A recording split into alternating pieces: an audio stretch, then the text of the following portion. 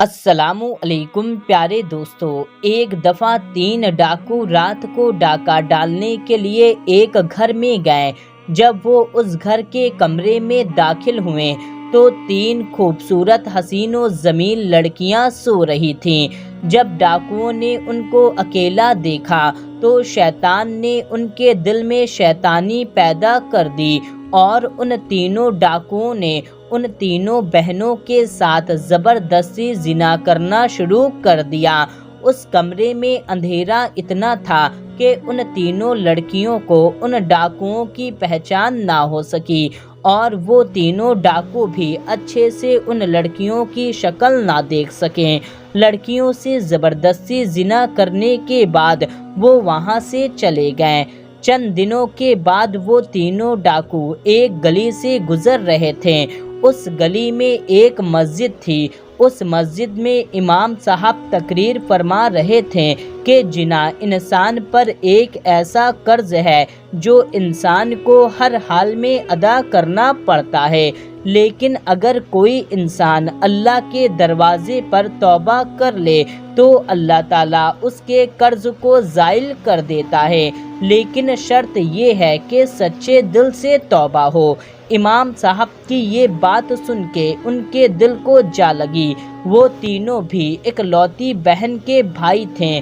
ان تینوں نے کہا، اگر ہماری بہن کو کسی نامحرم نے ہاتھ لگایا تو ہم اس کی جان نکال لیں گے۔ تو دوسرے نے کہا، جو قرض ہم پر ہے ہمیں ہر حال میں اتارنا پڑے گا۔ تیسرے نے کہا، گناہ تو ہم نے کیا ہے اور سزا ہماری بہن کو بھگتنی پڑے گی۔ ایسے بھائی کے زندہ رہنے سے اچھا ہے وہ پانی میں ڈوب کر مر جائے۔ اب تینوں کو اپنے گناہ کا احساس ہو گیا اور انہوں نے ایک دوسرے سے کہا، اس کی تلافی کیسے کی جائے؟ وہ تینوں اس گلی میں بیٹھ گئے اور ایک نے کہا، امام صاحب سے مدد لیتے ہیں۔ اس کے بعد وہ مسجد کے اندر داخل ہو گئے اور امام صاحب کو سب کچھ بتا دیا۔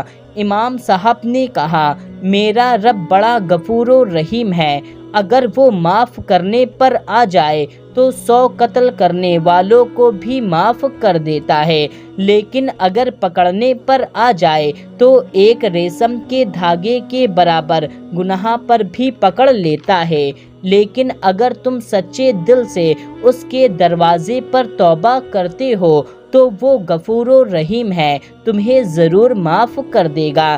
لیکن میرا رب تم لوگوں کو اس وقت تک معاف نہیں کرے گا جب تک وہ تینوں لڑکیاں تمہیں معاف نہیں کریں گی۔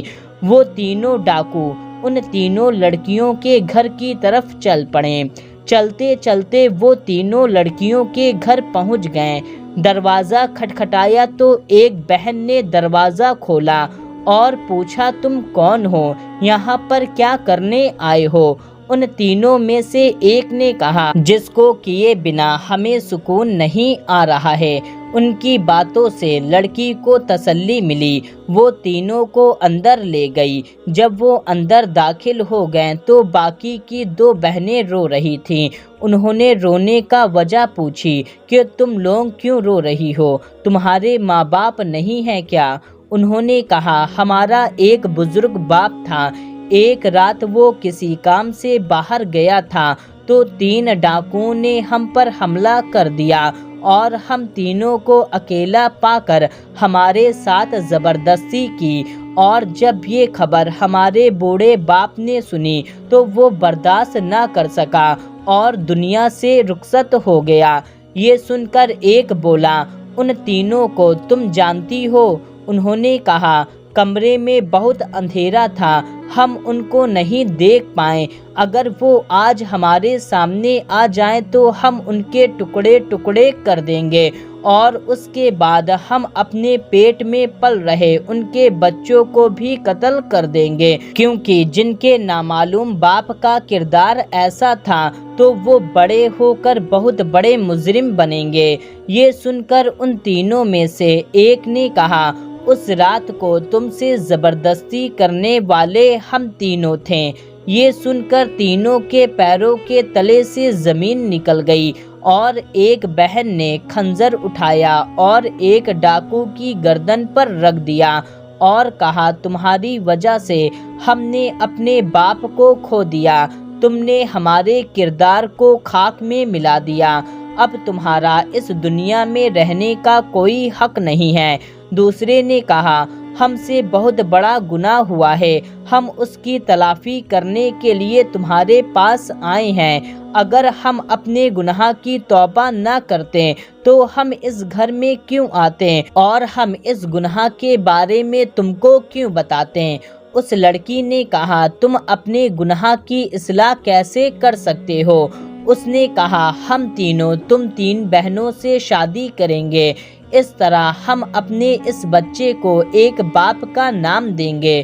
پھر وہ لڑکیاں بھی ان کی اس بات پر رضامند ہو گئیں اور ان سے شادی کرنے کے لیے تیار ہو گئیں، لیکن تھوڑی دیر کے بعد ایک ڈاکو نے کہا ہم یہ نہیں جانتے ہم میں سے کس ڈاکو کا کس لڑکی کے پیٹ میں بچہ پل رہا ہے۔ یہ بات سن کر سب پریشان ہو گئے۔ تھوڑی دیر سوچنے کے بعد انہوں نے کہا ہم امام مسجد کے پاس چلتے ہیں اور انہی سے مسئلے کا حل نکالتے ہیں۔ پھر ایک نے کہا ہم امام مسجد کو یہیں پر بلا لیتے ہیں۔ پھر ایک ڈاکو امام صاحب کو لے کر حاضر ہوا اور امام صاحب کو تمام باتیں بتائیں۔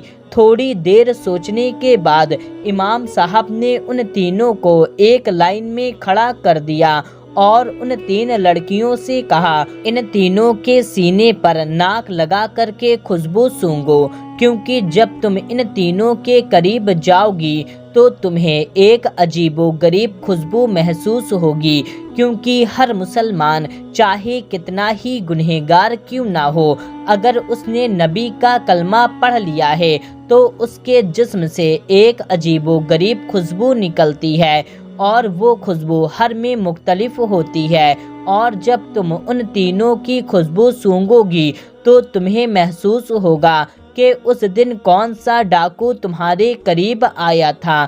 یہ سن کر سب بڑے حیران ہوئے۔ پھر ایک لڑکی تینوں کے قریب گئی اور خوشبو سونگھنے کے بعد کہا امام صاحب مجھے پتہ چل گیا ہے کہ اس رات یہی نوجوان میرے قریب آیا تھا، تو امام صاحب نے انہیں الگ بیٹھا دیا۔ پھر دوسری لڑکی کو کہا ان دونوں کو سونگھ لو اور پھر بتاؤ ان میں سے کون سا شخص تھا۔ پھر اس نے خوشبو سونگھی اور کہا امام صاحب یہ دوسرا شخص ہے جس سے مجھے خوشبو آ رہی ہے۔ پھر اس کو الگ کر دیا اور تیسری لڑکی سے کہا یہ آخری نوجوان تمہارا گنہگار ہے۔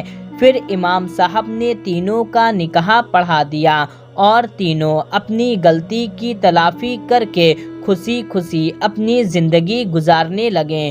اس کے کچھ عرصے کے بعد ان کو بچہ پیدا ہوا جو اپنے اپنے باپ سے ان کی شکلیں مل رہی تھیں۔ پیارے دوستو، انسان کتنا ہی بڑا گنہگار کیوں نہ ہو، کتنا ہی بڑا خطا کار کیوں نہ ہو، اگر وہ سچے دل سے اپنے رب سے توبہ کرتا ہے تو بے شک اس کا رب اسے معاف فرما دیتا ہے، لیکن توبہ سچے دل سے ہونی چاہیے۔